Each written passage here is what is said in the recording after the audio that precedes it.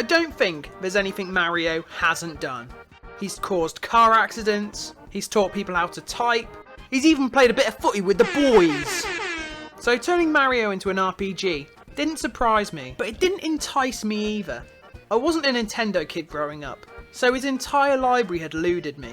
Even now, most of his games don't particularly interest me. I've also stated in my video on Chrono Trigger, I'm not the biggest fan of JRPGs either. It's time to see if I'm pleasantly surprised on this episode of No-stalgia.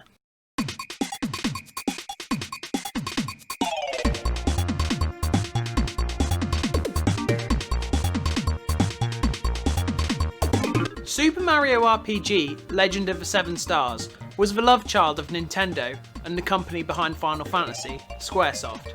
Mario RPG shows the same plot we've seen a million times. Bowser kidnaps Peach and Mario's got to rescue her. God, this trope is getting tiring. Oh, I've done it already.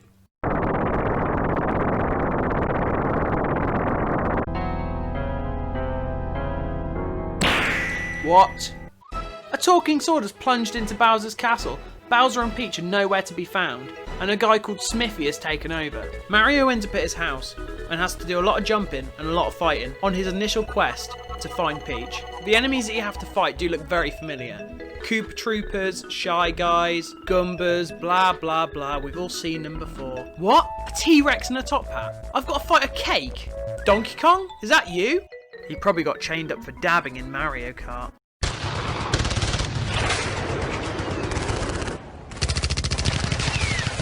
The creativity in this game is insane. It's unlike anything I've seen from the series. There are so many unique scenarios you find yourself getting into, each more mental than the last. Even the characters are original, apart from a few. Obviously in your party you've got Mario, who's famous all around the kingdom despite not saying a word. This was before Charles Martinet voiced him, with the whole "it's a me, a Mario" thing. In fact, whenever he has to explain something, he ends up using charades and it is just golden.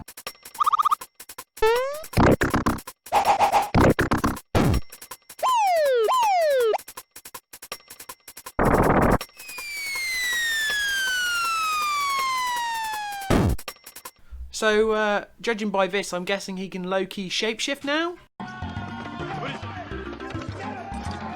Oh no!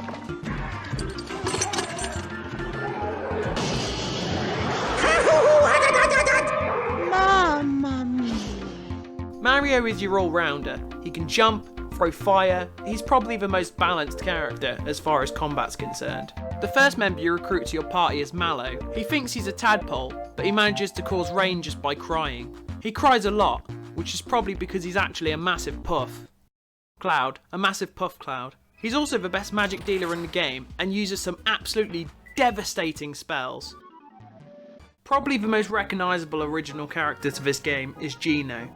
Geno's like the coolest Mario character. He's a star spirit that's possessed the body of a doll. In combat, he's basically a glass cannon. He's like most men. He goes in, does a ton of damage, but after a few minutes he's spent and just wants a nap. You even recruit Bowser. Now, I always thought Bowser was pretty lacking in the character department. I just saw him as a big dumb monster. But in this game, he's a blast. He's making dad jokes, he's really insecure, and he's also a pretty good boss. It's a good job that he's running Nintendo. And finally, you've got Princess Peach. She's sick of being captured and wants to be a strong independent fungus and help the team. She's basically the best support character, healing and reviving them whenever they're down. Basically, if you want to never die ever, you use Peach. Now 5 playable characters seems small for an RPG, and it is, but I really like this choice. It allows more focus on a small cast of characters. Other games in the genre usually have 1 or 2 characters that you just really don't care about. Kate Sif is a pussy, Queena makes me uncomfortable, and Whacker is a massive racist. Those sandblastic grease monkeys! In this game, the cast is great. I also like how involved they are. In some RPGs, you pick your 3, and the others don't really chime in. But once you've picked your 3 characters, what do? And how does the combat work? It's turn-based combat, you've seen it before. However, what makes it stand out is the timed hits. If you press the A button just as an attack is about to land, you'll do bonus damage, and when receiving damage, that can be reduced by hitting a timed button press. This is a great way to keep the player engaged, instead of just spamming the attack button until you win. Though that does not stop the fact that RPG combat is so boring and repetitive. I have come to the conclusion that this genre of games just does not appeal to me, though there is definitely some exceptions. At least this game doesn't have random encounters though. It's so nice being able to go from A to B without interruptions. That doesn't mean traversal is fun though. Unfortunately, this RPG has platforming, and yes, I don't like this. Due to the camera angle, this is wretched, and probably the only thing about this game that is just outright bad. Thankfully, the lack of an interconnected map means that moving from one area to another is pretty painless. Often in the world you'll come across minigames. These are just okay. You only have to do them once in the story to progress, so it's not too bad, but I had no desire to do them again. In fact, the only optional content I would say I really enjoyed was the hidden boss. The hidden boss is this massive demon called Kulex. Not only is he the toughest fight in the game, and he looks so badass. Basically, if you want to win, just put the lazy shell armor on Peach, and she will never take damage, and you can just heal everyone. One thing that does elevate this fight though, is the music.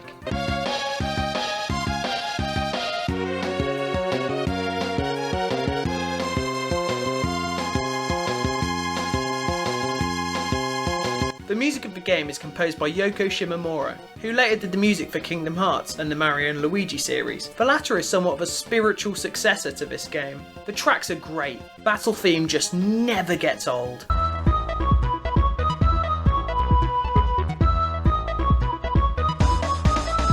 The themes for all the different towns fit the vibes perfectly.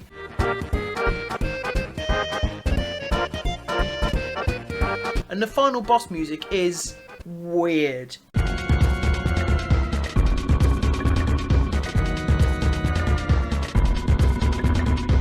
I don't know what I think of it, but it definitely suits the theme for a robot blacksmith from a different dimension with a tank for a face. I know that sounds really bizarre, but honestly by the end of the game you get used to it. I mean, there's a boss with a totem pole for a face, who proceeds to lick Princess Peach's face when she's crying. Tastes salty? Ugh.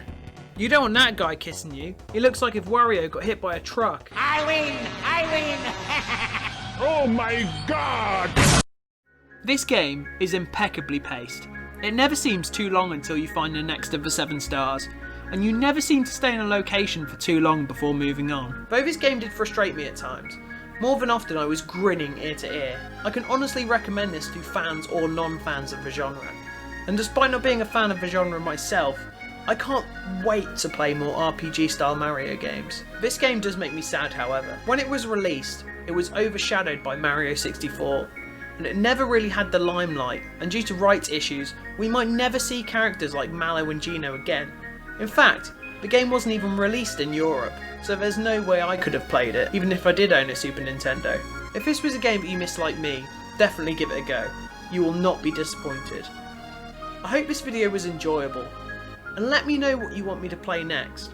I've got plenty of other videos to check out if you're interested. You might even find a game that piques your interest.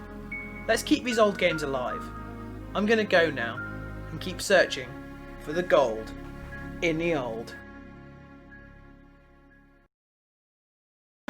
What's your name? You on the list? List? I don't need to be on that list, you idiot. Do you know who I am? Do you have any idea, or is your brain too tiny to have ideas? You with her? No. What? Nope. And what is your name? Steve! What do you know? Steve! You're on the list. No. Oh, wow, that's awesome. What? But you're not gonna go in without me, right?